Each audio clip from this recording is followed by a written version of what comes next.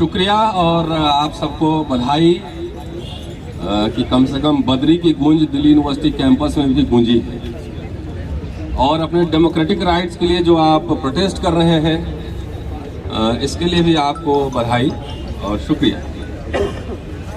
मैं एक छात्र भी हूँ, शिक्षक भी हूँ, पढ़ाता भी हूँ और जिस अभी जीबी पंत इंस्टीट्यूट इलाहाबाद में बद्री जी से मेरी बात होती रहती है। कल मैंने उनको फोन भी किया था कि जरा अम्बेडकर नामा पे आइए और अपना पक्ष रखिए। बहुत लिबरल लेफ्ट पहले कहे जाते रहे हैं और अचानक टर्न मारे हैं राइट की ओर।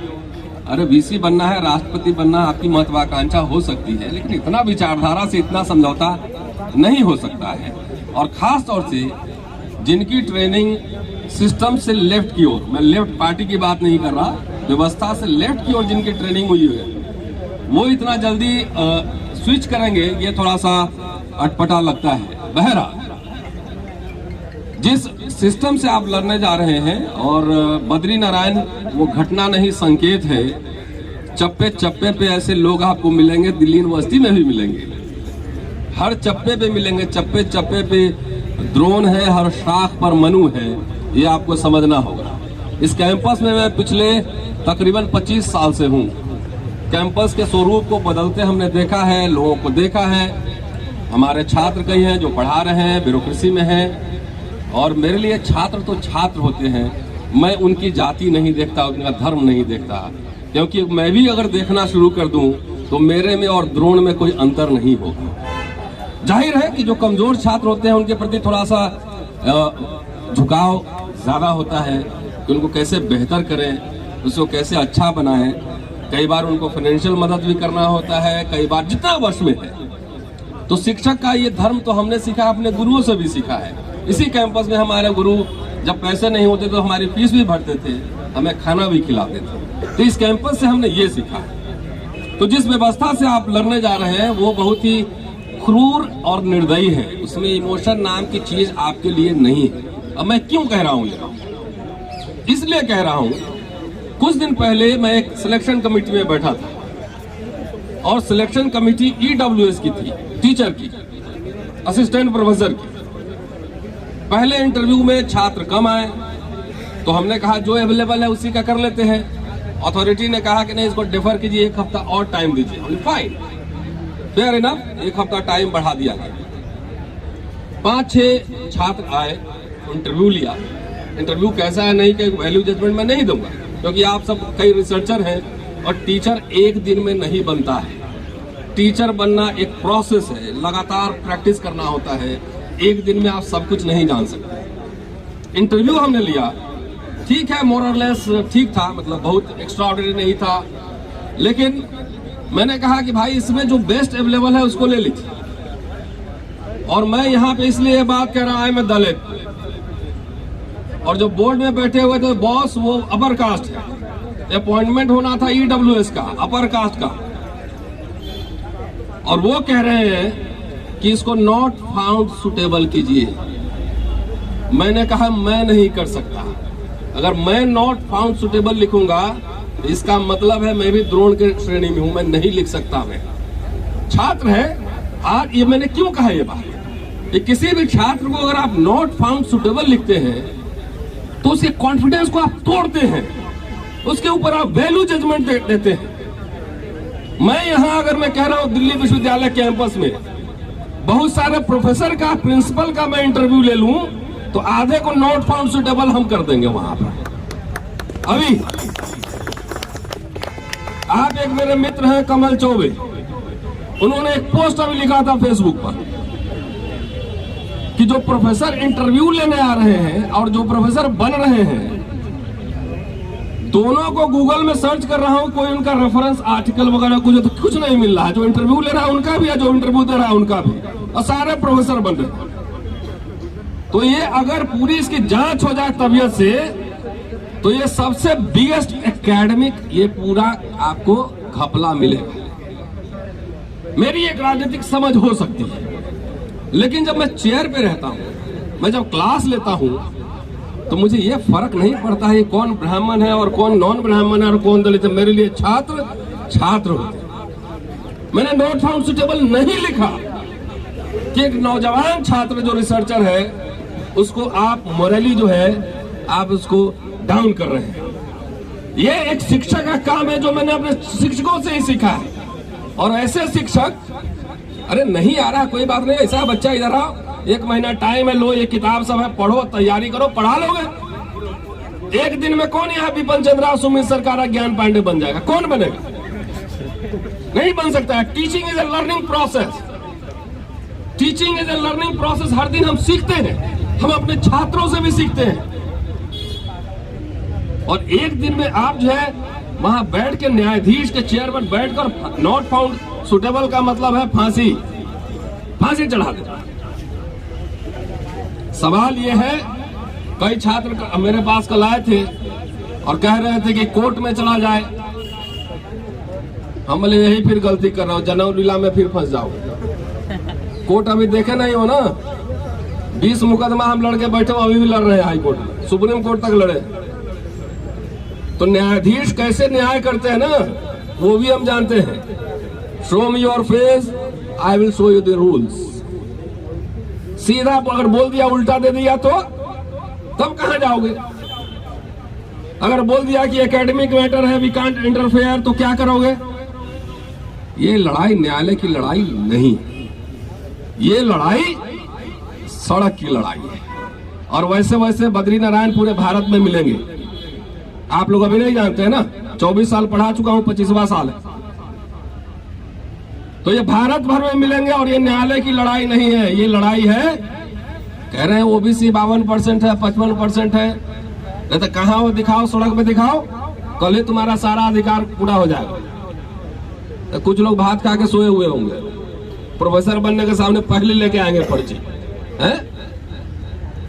तो सड़क पे दिखाओ, ताकत है। इसलिए मैं कह रहा हूं कि रोस्टर की लड़ाई यहीं शुरू हुई थी, यहीं पे, इसी मंच पे, और यहीं से हम लोगों ने शुरू किया था। कहां लक्ष्मण यादव किधर है? इधर आ जाओ। यहीं पे जिग्नेश मेवानी, शरद यादव, यहीं पे धर्मेंद्र यादव, मनोज झा, हम लोग सब थे। जहां तक मुझे तारीख याद है, 18 अप्रैल था, क्या था भाई? 20 अप्रैल। नेता सब चुप बैठा, धर्मेंद्र यादव, मनोज झा हमारे साथ थे। 2018 ये लड़के जीत के दिखा दिया ना। SC/ST एक्ट में कोई नेता नहीं आया था, समाज लड़ा। तो ये सिम्टम है, आपको लड़ना पड़ेगा, लगातार लड़ना पड़ेगा। जो लड़ेगा नहीं वो आप वर्ण व्यवस्था आप स्वीकार कर रहे हैं। मैं गया था सुप्रीम कोर्ट तक लड़ने, बोला एकेडमिक मैटर है। वो जज साहब सेमिनार में मिल जाए तो एक सवाल हम पूछ लेंगे खाली कि एकेडमिक मैटर में मीटू होता है तो उसकी सुनवाई आप करते हैं कि नहीं करते? एकेडमिक मैटर में मीटू होता है, उसकी सुनवाई करते हैं ना? मैं कह रहा हूं कि प्रोसीजर गड़बड़ फॉलो हुआ है तो नहीं करेंगे, क्योंकि वहां बड़े बड़े लॉयर वहां चेहरा दिखा रहे थे। तो जज चेहरा देख के भी न्याय देते हैं। आपका चेहरा, आपके पास कोई लॉयर ही नहीं, कोई ओबीसी लॉयर है सुप्रीम कोर्ट में जी? लक्ष्मण इधर आओ, कोई ओबीसी लॉयर बना है तो तुम्हारा मुकदमा कौन लड़ेगा? हम बोले एक काम करो, एक एट्रोसिटी एक्ट का केस करवा दो और एक वाइस चांसलर, एक प्रिंसिपल, एक डायरेक्टर को जेल में भिजवा दो। जितने लिबरल लॉयर्स हैं उनको भी इस मंच से मैं कह रहा हूं कि आप जो रोस्टर की लड़ाई लड़ने जा रहे हैं, एक एट्रोसिटी एक्ट खाली सुप्रीम कोर्ट तक लड़ दीजिए बढ़िया से, हम दे रहे हैं केस। एक को जेल भिजवा दो, आधा डायरेक्टर ऐसे सुधर जाएगा, कोई गड़बड़ नहीं करेगा। भीख मत मांगो, यह आपका अधिकार है। और खास तौर से मैं मयंक यादव और विवेक राज, कहाँ विवेक शायद यहाँ पे होगा, मैं उनको आभार शुक्रिया करता हूं कि कम से कम उन्होंने ओबीसी कमीशन को लिखा इस बात को, ओबीसी कमीशन ने संज्ञान में लिया है और वो नोटिस जारी हुआ। उसका रिजल्ट ये है कि आज ही जो है बाबू बद्री नारायण जी ने आज स्पेशल रिक्रूटमेंट ड्राइव निकाला है। मैं कागज लेकर आया हूँ, समझ गए? आज ही 10 तारीख का है, देख लीजिए। Advertisement for special drive to fill SC, ST, OBC and EWS category. अब इसमें जनेऊ लीला का है, कहाँ गया साथी एक जनेऊ लीला का कर रहा था, इधर आओ।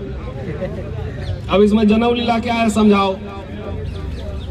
सब कुछ दे दिया है assistant professor OBC 2, SC 1 total 3, associate professor OBC 2, professor OBC 2, EWS और SC 1।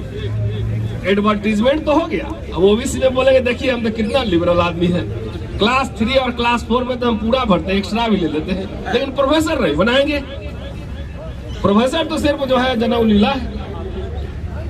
एडवर्टीजमेंट निकल गया, लेकिन अगर चाप के नहीं रखिएगा, हल्ला नहीं करते रहिएगा, तो एडवर्टीजमेंट जो एडवर्टीजमेंट ही रह जाए, कभी इंटरव्यू ही नहीं होगा। समझ गए? ये है जनेऊ लीला।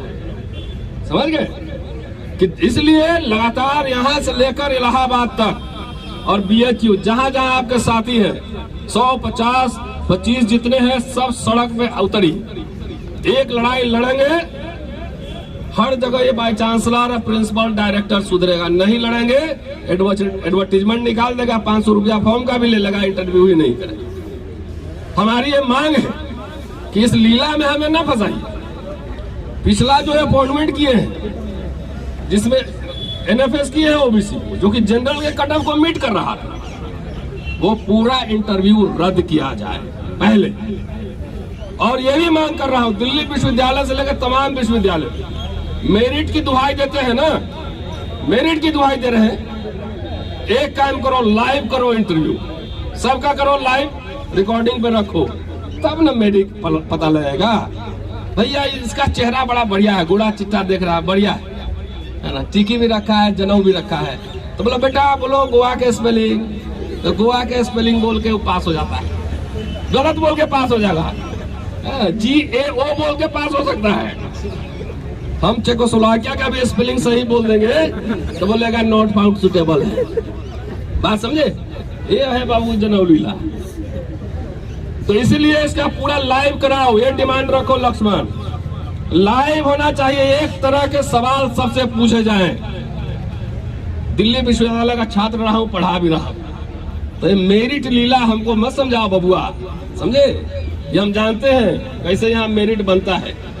एक तो सोशली कल्चरली कंस्ट्रक्टेड है, आपको पूरा फैमिली की विरासत मिली है, सदियों से सब कुछ मिला है।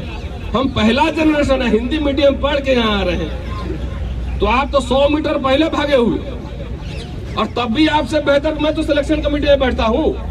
SC ST OBC में आता है, पोस्ट डॉक्टरल डॉक्टरल आता है। फेयर करा लो ना, रिकॉर्डिंग कराओ, लाइव कराओ, किससे डरते हो? जब पार्लियामेंट का प्रोसीडिंग लाइव हो रहा है, अब वो भी बंद होने वाला है, इस लीला वहां भी शुरू हो गया। तो ये मास्टर का अपॉइंटमेंट, लेक्चरर का अपॉइंटमेंट लाइव नहीं करा हुआ, क्यों? जरा दिखाओ मेरिट समाज को भी, सबका हो। तो इसलिए साथियों, बाकी वक्ता लोग हैं काफी बोलेंगे, लेकिन ये सवाल ये मत समझिए कि अगर जीवी पंथ वहां ठीक हो गया तो अब पूरा भारत ठीक हो जाएगा। लगातार अपने हक हकूक की लड़ाई, चाहे सत्ता कितना भी ऑथोरिटेटिव क्यों ना हो, तानाशाह क्यों ना हो, आपको लगातार अपने हक और हकूक की लड़ाई लड़ती रहनी पड़ेगी। बद्री नारायण घटना नहीं, संकेत है, सिम्टम है कि व्यवस्था कैसे काम करती है। शुक्रिया, थैंक यू।